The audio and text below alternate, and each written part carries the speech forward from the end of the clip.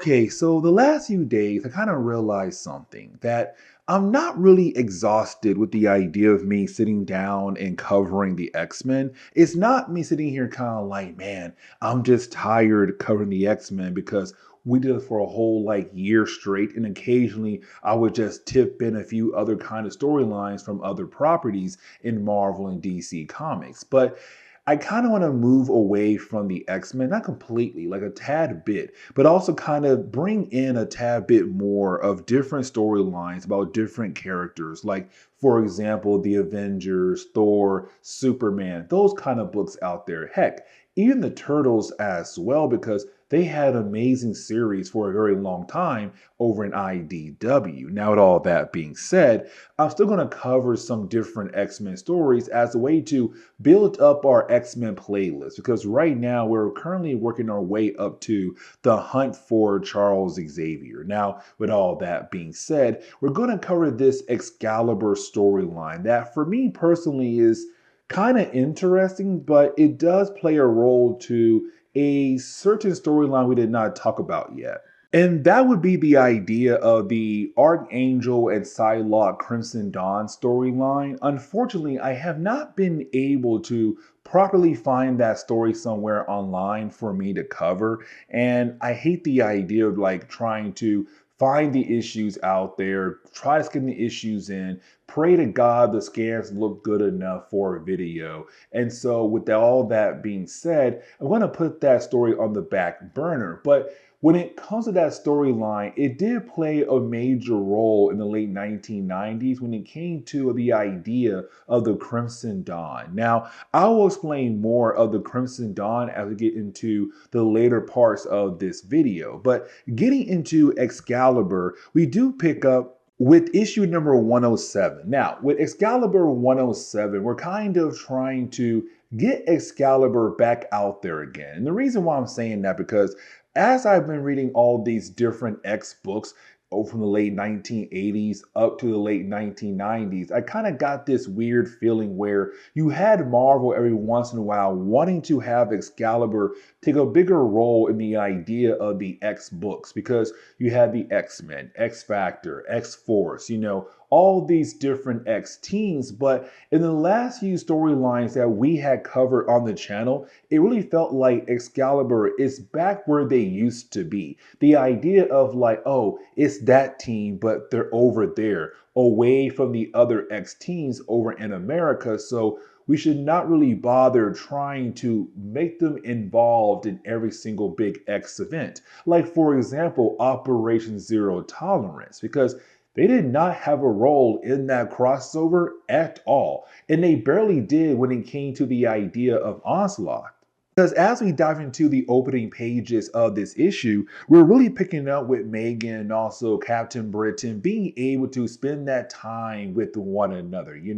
It's the two of them right now testing out his brand new invention. The idea this aircraft can turn to a car. And it's honestly kind of cool. I wish I had one as well, but it's the two of them being able to spend time with one another. But while you have those two characters out there, we shift over to the rest of Excalibur who are currently stationed at Muir Island. And this is why I say, like, okay, this is Excalibur once again trying to be part of the whole X family. And the reason why, because they're building up their own Cerebro. And now that right there kind of shows that around this time, the 1990s, there was a lot going on for the X family, but especially with the idea that Charles Xavier is no longer around. He was arrested for what happened when it came to the whole Onslaught event. And so with them currently being locked up, the X-Men right now are just running around without any kind of guidance. And so it's the X-Men right now just trying their best to do what they can. And for Excalibur, they kind of want to help out how the best they can, because they're currently right now building up their own Cerebro to hunt down different young mutants out there they can take in and possibly train. Now, you also have Generation X, but that team right there is over in America.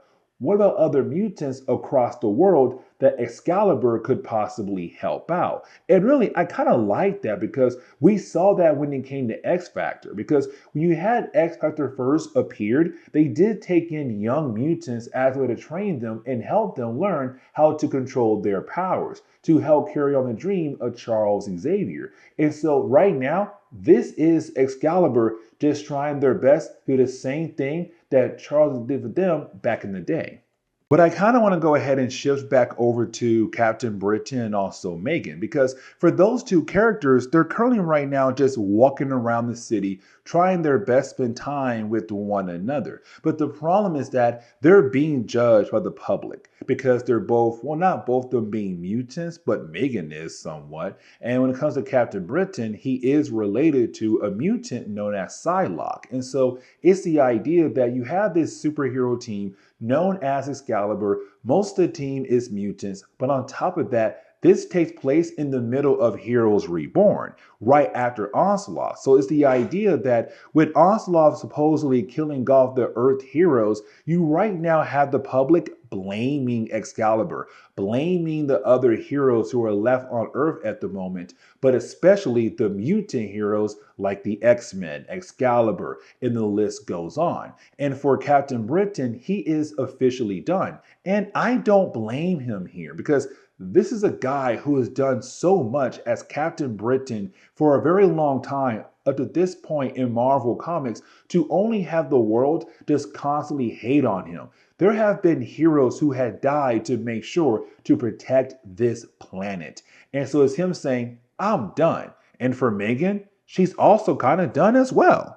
Now, when it comes to Captain Britain and Megan, they're able to kind of continue on with their day, right? And so you didn't have Captain Britain take Megan over to this jewelry store to, of course, buy her expensive ring. Now, here's the problem though, because for Megan, at first, she's really excited, but then out of nowhere, she kind of feels this dimensional energy just coming out of nowhere, and it sends her flying across the store out the window. Now, when it comes to Captain Britain, once he's able to check in on Megan, he looks up, here comes Spiral. Now, for Spiral, most of the time we see her character, she's kind of dealing with Mojo, this being from the Mojo verse. And so we're kind of left to wonder at first, like, okay, is this a Mojo story? But it's her saying like, nah, guys, this right here is not going to be a Mojo story. It's going to be a Crimson Dawn story because out of nowhere, we do see other characters appear out of nowhere. And apparently, these beings are called the Dragons of the Crimson Dawn. And apparently, they have returned to Earth on a mission.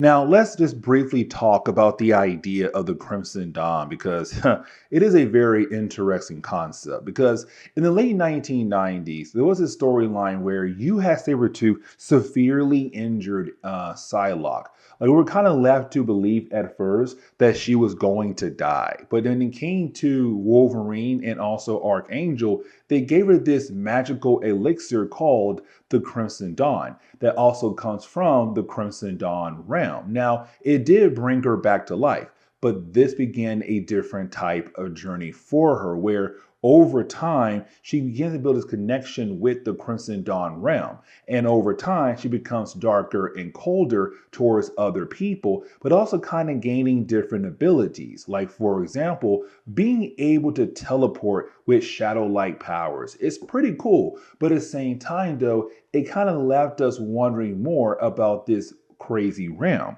And like I said, there was a storyline called Archangel and Psylocke, the Crimson Dawn storyline, but unfortunately I can't find those issues anywhere for me to code a story properly on the channel. But when it comes to these brand new characters, they're from the Crimson Dawn realm. But as we dive into the next chapter, it's kind of weird because you don't have Excalibur just rushing into helping Captain Britain out. Instead, we switch over to Colossus and also Nightcrawler. Now, I kind of like this a lot because it's really more of Marvel trying to remind us that these two characters are very close friends, right? They came in at the same time when it came to joining the X-Men. But it's also the idea that for Nightcrawler, he was in Colossus' corner when Colossus was at his lowest at this point in Marvel Comics. Now, for me personally, it was the late 1990s that kind of gave us a few more examples of their amazing friendship. But while you do have the two finish their training with one another and you have Nightcrawler leave, you did have Colossus be confronted by, well, Amanda. Now, I kind of realized something about myself here that with me kind of covering all these different X books, I am very quick in forgetting some characters to me who are not really important, like Amanda. Now, technically, at first, she was important when she did join Excalibur and being that lover to Nightcrawler, but at this point, their relationship is no longer working. It's also the idea that their mother kind of brought in a lot of bad blood between them and other heroes in the world as well. But anyways, when it comes to Amanda, she kind of feels like they have to break up, that she has to leave. And so it's her telling Colossus that she is officially leaving Excalibur and she wants him, Colossus, to tell Nightcrawler that she is now gone. Now, we do shift back over to Captain Britain fighting against the Dragons of the Crimson Dawn. Now, this battle is pretty interesting. It does go on for a few pages, and honestly, I kind of like where it goes. But here's the thing, because while you do have Captain Britain fighting against the dragons, they're not really hinting at the idea of what they want to do with him, but they kind of tell us that they need his blood, or possibly killing him is the reason why they're here for, to achieve their ultimate goal. Now, Spiral's there as well, but she's not really joining the battle. And when it comes to Megan, she's still unconscious at the moment. But while you have the battle going on, we shift over to Kitty Pryde and also Pete Wisdom. Now, for me, this relationship is very intriguing. Like, I don't know. It's just Pete Wisdom being complete jerk 98% of the time. And for Kitty Pryde, she enjoys it. But anyways, for Pete Wisdom, he does receive this email. Now, we're not told who it came from, but we get the idea that it's another lady. Now, while he does receive that email, you do have Kitty Pryde phase into the room. Now, luckily for Pete, she did not see that email that he had just received. But it's also Kitty Pryde telling us, but also Pete, that it's time for an upgrade when it comes to his outfit. But you did have Kitty Pryde being able to spend time with Wolfbane. I kind of like this because for Wolfbane, she has been very worried about, well, her adoptive mother, and that would be Moira McTaggart, because for Moira McTaggart, her main goal is to find a cure for the legacy virus. And we're at that point where the legacy virus was technically put on the back burner. Like, for all the different plot lines going on in X-Men comics, originally it was a major concern, like, oh my God, there's this legacy virus out there, but now it's on the back burner. Like, you still have folks out there dying from it and trying to find a cure, but it's not really super important. With all that being said, you have Kitty and also Wolfbane being able to spend some time with one another, and they do go over to this hair salon.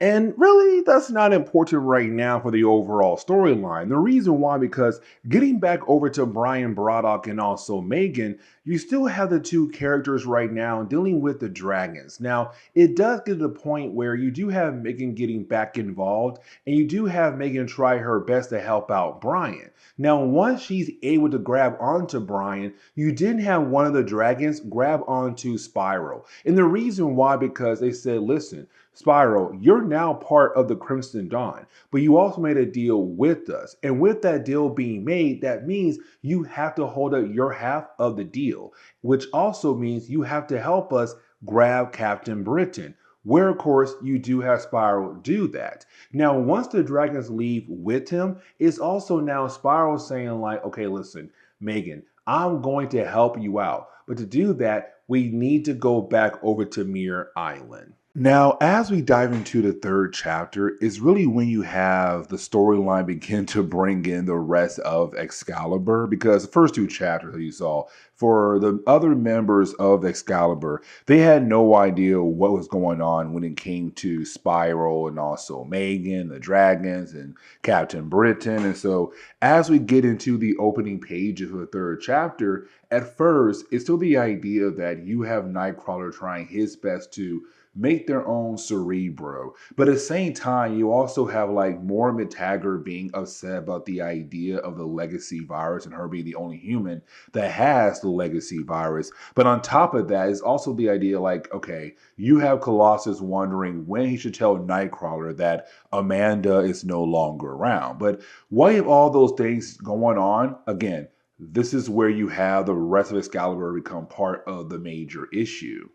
Now, here's the thing, because when Spiral arrives, she does not arrive with Megan next to her. So, of course, when she does arrive, for the different members of Excalibur, they know about Megan. I'm sorry, they know about Spiral because she was working with Mojo over the years in Marvel Comics, and she was somebody you could never trust. And so the idea that with her being there, kind of like, hey guys, I'm here, and not really being able to explain herself, you have the different members of Excalibur begin to fight against her. Now, here's the thing, because Megan also arrives somewhere else next to Pete Wisdom, and for Megan at first, she's so focused on the idea that she sees somebody in the room, but no one else does. Like Pete says, there's no one else here with them, but the thing is, there is somebody there. But you didn't have Megan shift her focus back on Spiral because she needs Spiral to get Captain Britain back.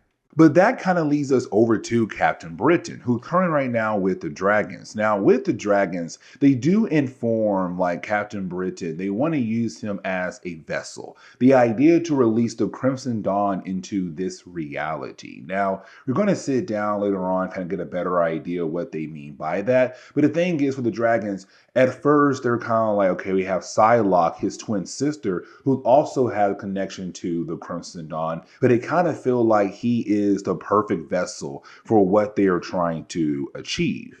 But as we do shift over to Excalibur and also, well, Spiral, is Spiral being able to explain things to Excalibur like, I'm here to get you guys to help Captain Britain, but also Megan. Now, when it comes to Spiral, she does inform us that she was able to part ways with Mojo, and she really thought she'd be free forever. But the problem was that she was then confronted by the Dragons of the Crimson Dawn. Now, with her being confronted by them, she still turned down their offer. But they kind of show her like what they could do in some horrifying way, and that kind of scarred her a tad bit. And so she was really forced to just go ahead and join them. And so when she did officially join them, her main goal then was to find a way out of their deal. And so right now, Excalibur could be part of her way of getting out of that deal. Now, for Excalibur, they're kind of like, it always does seem like there's a possibility you have other plans behind the scenes. But the thing is,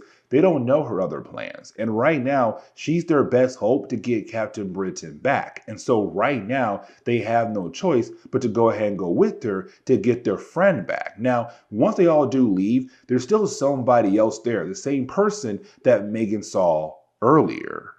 Now, as we do transition over to Excalibur issue number 110, we do pick up with our heroes arriving at Hong Kong to hopefully find the dragons, but to also find, well, Captain Britain. Now, when they do arrive, you do have a small situation going on between Excalibur and also, well, Spiral. But once you do have everyone calm down, you did everyone realize that for Megan, she does see somebody else there. Now, this character is actually very close to the dragons in a very special type of way. You see, we're now being introduced to a character known as Zandu, this mysterious character that Megan can only see. Now, when it comes to Zandu, he is one of the Crimson Dragons in a different type of way. And let me explain. You see, when it came to the dragons and also Zandu, many centuries ago, they were just regular monks. When the Ming Dynasty had failed in China, you didn't have these four monks wanting to kind of bring a new kind of person on the throne of China. And so, of course, they had found the Crimson Dawn. Now, with all that being said, once they did accept the gifts of the Crimson Dawn, the other three monks, better known as the dragons of the Crimson Dawn, they were corrupted by the power of the Crimson Dawn and betrayed Zandu and basically killed him. Now, his spirit was forced to wander across the earth. For the dragons, well, they were locked away in the Crimson Dawn until they ran into Spiral. Now, with all that being said, you then have Zandu explain things to our heroes that the dragons plan on using Captain Britain as a way to release the Crimson Dawn onto this reality. Now, this is going to lead into me kind of skipping forward a tad bit, not too much, but kind of getting into the end of this storyline, the whole idea of no more Captain Britain, because when it comes to Excalibur and also Zandu, they do find the dragons, right? And you do have our heroes being able to take down the dragons very easily. But here comes the big problem though, guys, because once you do have our heroes take down the dragons, for Captain Britain, he has to use his energy, his powers to technically close off the rift that was opening up between the Crimson Dawn reality and the Earth reality. But Megan also has to help Captain Britain to close that rift. And so while you do have the two working together, you also have Captain Britain at first kind of believe in the possibility that he's going to die. Now, technically, that does not happen at all. With the rift being closed, you do have the dragons just go back into the Crimson Dawn. Now, they also kind of hint at the idea that they might come back, but we still have no idea. But either way, for our heroes, they got Captain Britain back and the rift is closed and the dragons have returned back to the Crimson Dawn. Now, as we get into the very end of the storyline, we do learn here that for Captain Britain, he is powerless. Now, with him being powerless, it also means that he's being removed from the team. So this is once again Marvel in the late 1990s trying to keep the X brand alive the best they could. And the thing was, they kind of felt like Excalibur was kind of slowly dying off. So what could they do? Well, let's do some small shakeups here and there. And so with Captain Britain now being gone, the question is, what's next for Excalibur? But with that being said, guys, please leave me a like down below and subscribe. But guys, see you all next time. Later.